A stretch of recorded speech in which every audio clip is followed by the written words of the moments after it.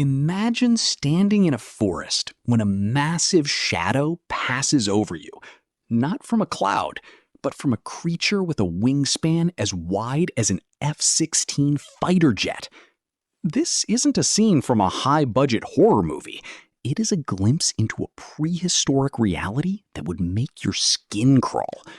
We like to think we are the undisputed masters of the Earth, but we are actually living in what scientists call a zoologically impoverished world. Thousands of years ago, the rules of survival were fundamentally different, and the predators were equipped with biological hacks that would make modern lions and great white sharks look like pets. If just one of these monsters were still roaming our oceans or forests today, our daily lives would be defined by a level of fear we can't even imagine. The mystery isn't just that these giants existed, but that we often misunderstand exactly how they functioned. We assume they were just bigger versions of modern animals, but many were specialized killing machines with tools that don't exist in nature anymore. From sharks that bit the faces off whales to birds that could crack a human skull like a melon, the prehistoric world was a meat grinder. The curiosity gap here is chilling. If these animals were so successful and so powerful, why did they disappear? And what would happen if they stepped out of the fossil record and into our backyards? We are currently the only monsters left on the landscape, but for 99% of evolutionary history, that wasn't the case. To understand the scale of what we've lost, you have to realize that for millions of years, bigger was better. During the Ice Age, the world was a chaotic, shifting environment that scientists describe as plaid. In this world, massive bodies weren't just for show. They were a survival strategy that provided metabolic efficiency and the ability to trek across entire continents to find food. Large animals were the ecosystem engineers that shaped the very fabric of our planet.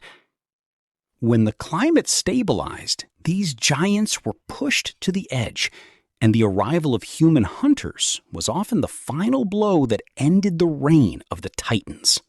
If we look at the water, the most terrifying survivor would undoubtedly be the Megalodon. Imagine a shark that makes the great white look like a goldfish. At 60 feet long, this wasn't just a fish.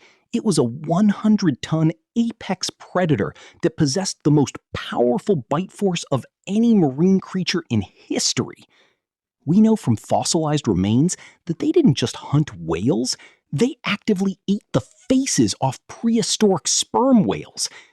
If a megalodon were alive today, coastal shipping and ocean tourism would be practically impossible. Its teeth alone were 7 inches long, designed specifically to slice through thick blubber and bone with ease on their prey. But the terror wasn't restricted to the deep ocean. Consider the Titanoboa, a 50-foot-long snake that weighed as much as a small car. Just after the dinosaurs vanished, this massive constrictor took their place as the baddest predator on Earth. It lived in the steaming jungles of South America, lurking in river systems to ambush anything that came close. While modern anacondas are terrifying enough, the Titanoboa was nearly twice as long as the largest snakes alive today. It was a semi-aquatic nightmare that could consume massive prey whole, and in today's world, it would find our cities and waterways to be an all-you-can-eat buffet. The land had its own set of horrors, like the giant short-faced bear, Arctodus simus. This wasn't your average grizzly.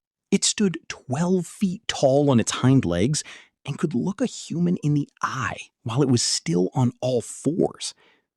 Most terrifyingly, researchers believe this bear could run at speeds of 40 miles per hour. That is as fast as a modern racehorse, meaning there is absolutely no way a human could ever outrun it. It was almost entirely carnivorous and required roughly 35 pounds of meat every single day just to stay alive. If you encountered this bear on a hiking trail today, it wouldn't just be a dangerous encounter, it would be a death sentence. For those who fear the skies, nothing compares to the Haast's eagle from New Zealand. It was the largest eagle to ever fly, with a wingspan stretching nearly 10 feet. It earned the nickname the Flying Tiger because of its brutal hunting style. It would ambush its prey, the 400-pound moa bird, by diving from high above and digging 3-inch talons into the prey's back while delivering a lethal blow to the head with its beak. Local Maori legends tell a darker story, that these eagles were known to swoop down and snatch children for a snack. This is one of the few prehistoric monsters that likely viewed humans as a regular food source. But here is the real twist. The most terrifying extinct animal might not be a giant at all, but rather the things that challenge our understanding of biology. Take the Dunkleosteus, a 30-foot-long fish that was essentially a biological tank. It didn't have teeth. It had self-sharpening armored plates that snapped shut with 8,000 pounds of pressure. Or consider the Gorgonopsia, a saber-toothed reptile that could open its mouth at a 90-degree angle without unhinging its jaw. These creatures weren't just big, they were glitches in the natural order that utilized hunting tactics we can barely comprehend today.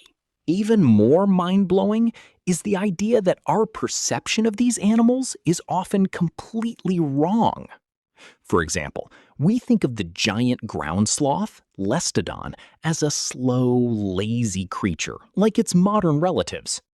In reality, this was a multi-ton beast that could walk upright and was likely far more agile and active than the sloths we see today. The world used to be populated by ratzillas, rodents the size of bulls, and dragonflies with 2-foot wingspans that would require a tennis racket to swat. We live in a shrunken, quiet version of a planet that used to be a literal house of horrors. So what does this mean for us? It means we have grown soft in a world where we are the only major threat. We have spent the last 10,000 years clearing the monsters out of our way so that we could build our civilizations in peace. But as we look at the fossils of the Megalodon or the Titanoboa, we have to wonder, if we hadn't driven them to the brink, would we even be here at all? We're the survivors of a global downsizing, but that downsizing might be the only reason our species was able to thrive. The prehistoric world was filled with creatures that would have viewed us as nothing more than an easy meal.